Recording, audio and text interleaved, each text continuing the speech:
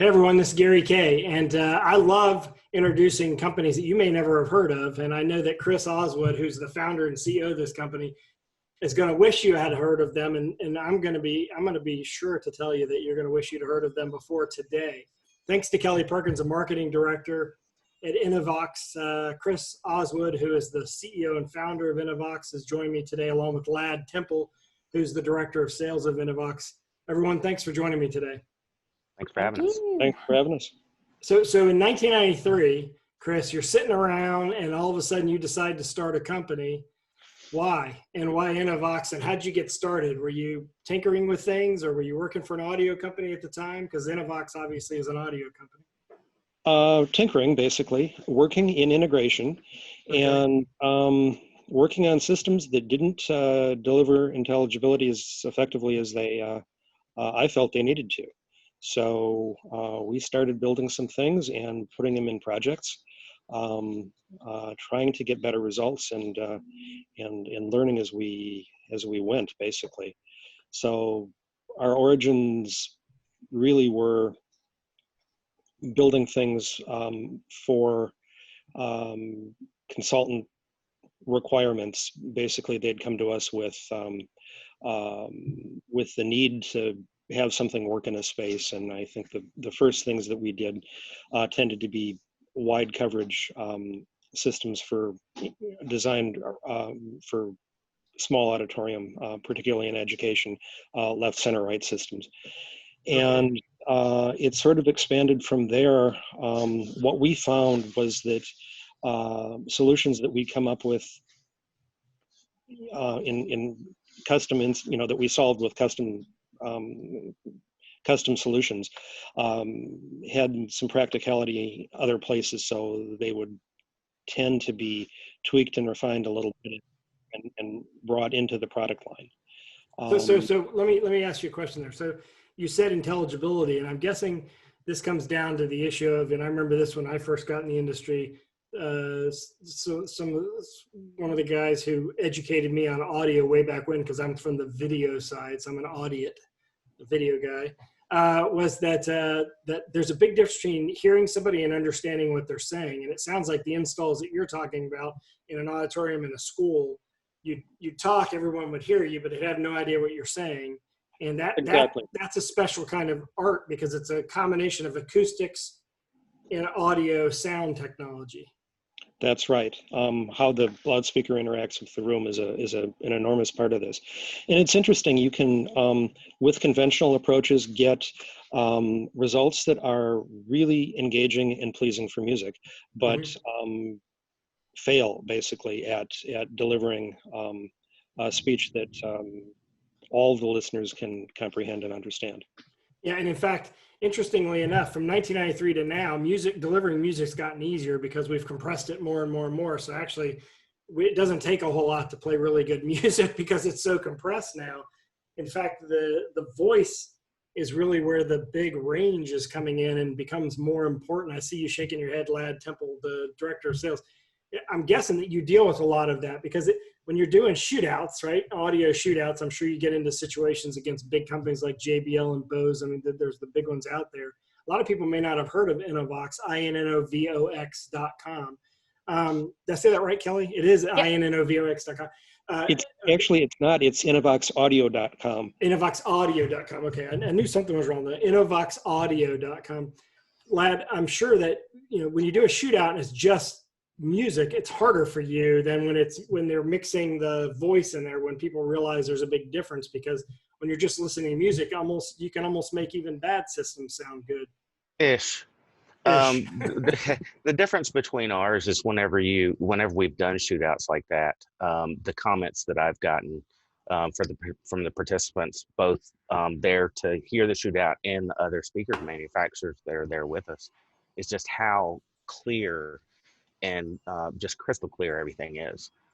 So even the music detail gets clearer and more intelligible with our loudspeakers. It's almost like sitting in the control room of the studio, and you're listening to your NS10Ms with your piece of tissue over the high frequency transducer.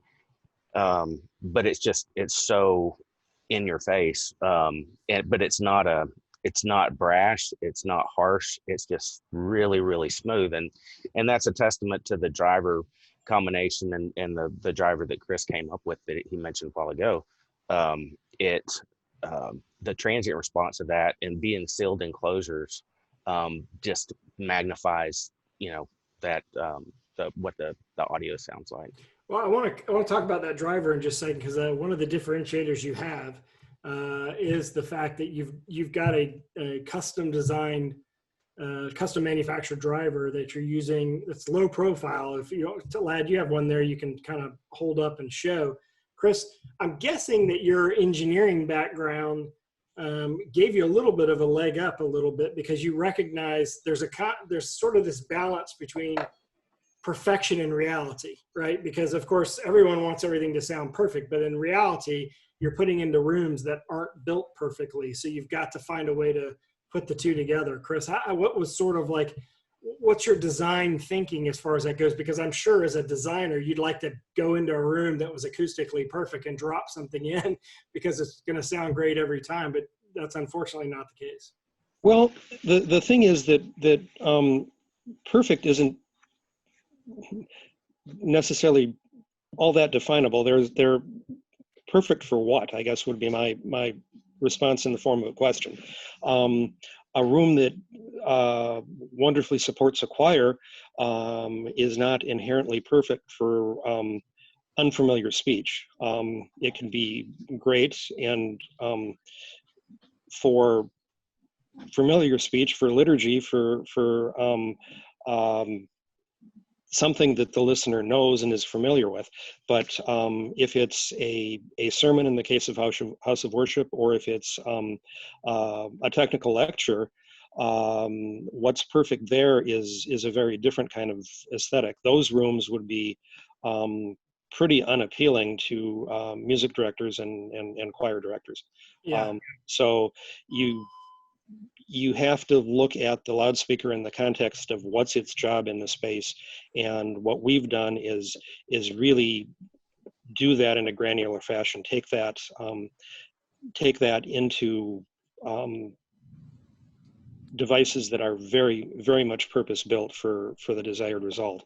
And the thing that's hardest to do conventionally, hardest to do with product by other manufacturers, is to give effective, intelligible speech reproduction or lift. And so that's kind of been the challenge that we've adopted, how to deliver that and make that work. And as a result, our approach is pretty unconventional, and it's a night and day difference between the results that you get with conventional parts in rooms that are difficult for hearing speech being delivered. So. And I remember when Kelly, you first told me about this company, I mean, you're marketing against obviously some big companies, like, a company like JBL is owned by Samsung, Bose is giant. I mean, they basically invented consumer audio, you could argue, right, in many facets. So you, this is kind of a unique entity, because here's Innovox Audio, based in St. Paul, Minnesota, I believe. They're not based in, the audio hubs of the world, but yet Minnesota is a very creative area. So you've got a lot of history coming out of, from especially the Minneapolis area, a lot of history coming out of there with music. I mean, let's point to the color purple here. Maybe and Prince. Our speakers are actually in Paisley Park. Yeah, I mean, I've heard that. So talk a little bit about Innovox and why integrators should care and why they should get involved when they're, because there's so many options out there now. There is a big differentiator here. Plus, you're very integrator focused. I mean, I think, what drew me to Innovox from the beginning, kind of back when I met the folks when I was at AVI Systems. They would come to our shows, and it was, I mean, there's a lot of things, but one of the main ones is that they are made in the United States. It's so cool to be able to go into the factory and actually see the parts and pieces getting put together, and kind of the brainstorming and the research and development that goes on between the team at the office. It's just so cool. And it's that idea of, you know, kind of civil responsibility, right? You know, it's working with our community. It's working with manufacturers and partners that are also, you know, socially responsible, right? Mhm. So a lot of our vendors, a lot of, you know, our partners are, you know, very local, if not, you know, if not from Minnesota, at least from the United States. So that to me, you know, is really important. And the people there are just good. You know, the team at Innovox is just good. So it's that idea of, you know, working with a good company that's willing to pick up the phone and help walk an integrator through their design, you know, I that will think that's actually. key too, because there are a lot of options nowadays. You know, certainly a lot more than when I first got in the market. You go look at the audio section of Infocom back when it first, I think NSCA years and years ago actually started the audio section of Infocom, if I remember, some 20 years ago. And then of course NSCA is not part of Infocom anymore. And now you're left with 100 manufacturers that are making audio equipment. I wonder, I see behind you a guitar. I'm guessing that you, like many of us, started out convinced that we were going to be famous rock stars or musicians, and then we watched the movie This Is Spinal Tap and realized this is many of us, not realizing that our days are gone. I live Spinal Tap. What are you talking about? Yes, there you go. Live or love. That's right. That's right. So, I mean, I guess that's part of the sales value. Do you have a lot of people that come in and tour your factory and appreciate the fact that you are based here in the U.S. and what you're able to offer them? I think it's mainly probably more local folks Yeah. that come in and come and visit. But we've got some pictures up on the website of some of the manufacturing facility and things like that. But it's, you know, we're basically we're just a really small company, but the potential that we have with the products that we have, you know, just getting that message out, and we appreciate you allowing us today to do some of this. You know, is what really sets us apart. You know, in my travels, which have greatly been diminished, it's not completely done with for the moment, I would take around a demo kit with just some small parts, and play them for the folks, you know, that I was doing the presentations for or whatever, and you can just see the looks on their face going, holy moly, you know, that really sounds good. And you could put it up next to a similar size of a horn and a woofer, and you would really be able to see the difference. Well, audio is an emotional thing too. I mean, right? Yeah. I mean, we get drawn into the scene of a movie. We get drawn into short form storytelling through audio. And look at podcasting, which is an interesting mix of voice and music that tells a story on its own. Like you watch, you could even remove the story itself in a lot of cases and tell the story from the words and the music without the story in context, if Absolutely. it's done really well. I'm curious, Chris, sort of if you had a vision for where you'd be 10 years from now, you know, knowing what you've known now, having come, what is this? You've been in business now almost 20 years. Where do you see sort of like your value proposition going forward? As you know, the world is changing quite a bit, right? I mean, there's a lot of opportunities here. You being in Minneapolis or St. Paul, I should say. Where do you see yourself 10 years from now? Well, we're hoping that we see greater adoption of the kind of the methodology behind what we're doing with our product. So there's the product side, making the speakers that work, and there's the using them effectively in spaces. And there is some bit of unconventionality there too, and we're gradually getting our market on board. But I would love to have lots of auditoriums out there where the speaker can clearly be heard in all of the seats. And that's. Are you willing to help with design? I mean, you kind of hinted at we that. do, because Okay. we love to do it, and it is a big help, you know, to cement the relationship between us and our integration customers and our design and consultants as well.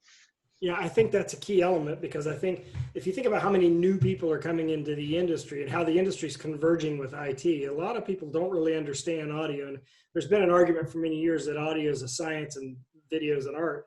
But in reality, because you mentioned yourself, the rooms aren't always designed the same. There's a lot of art to it as well, because you have to know how to address these places that audio is going to have problems, right? Where you can stand, you've been in the industry long enough, you could probably stand on a stage and point to the area where you're going to have a problem. Most of us are going to walk in there and I'm going to sit in that seat and not realize I'm sitting in the seat that has the problem. So I think the design element of that is very important. And so when they go to innovoxaudio.com, obviously you see your products. How do you find out? Who do you get a hold of? Lad, where do we go to get help with the design services, and how does that work? Is that a fee or is that a free thing that you provide? No, there's no fee for that at all. But just basically either reaching out to me, to Chris, or to our VP of Engineering, Troy Landon. And Troy's the one that does most of the ease modeling and things like that. But then, Chris is also highly capable as well. I, being the salesman, haven't ever gotten into the AFMG's products very much, so I don't do the ease models, but those two guys can. Well, somebody's got to do the relationship side of things. So absolutely. So here's what I want you to do. I'm going to challenge challenge the integrators out there to give Innovox Audio a try, because this is a different kind of company.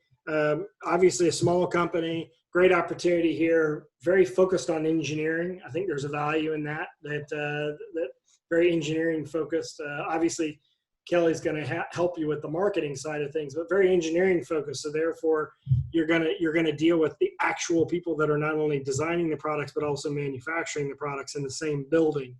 And I'm guessing, Lad, if I come up to St. Paul or somebody else is in the St. Paul area, we can get a tour. Absolutely. Yeah, I'd love to do that. I'm usually there once or twice a year for events that AVI Systems has, or Peerless, or not Peerless, but Chief has up there as well. So there's always something going on in and around the Minneapolis area. Love the area. That's beautiful. And I appreciate your willingness to come. In fact, one of my best friends lives in St. Paul. Actually, he's a big Minnesota fan. Obviously, went to Minnesota. He's in the industry. Kelly knows him. His name's Rich. But anyway. I really appreciate you joining me today. Innovox Audio, INNOVOX audio.com.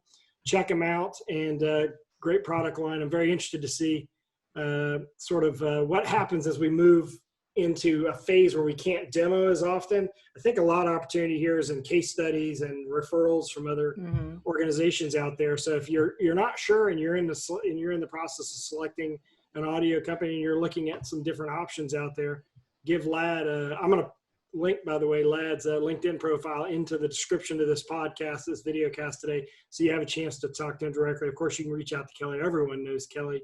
Chris, I'm going to link your LinkedIn profile, but there's not a lot on it, so I'm going to probably also include your email address so that people can connect with you directly.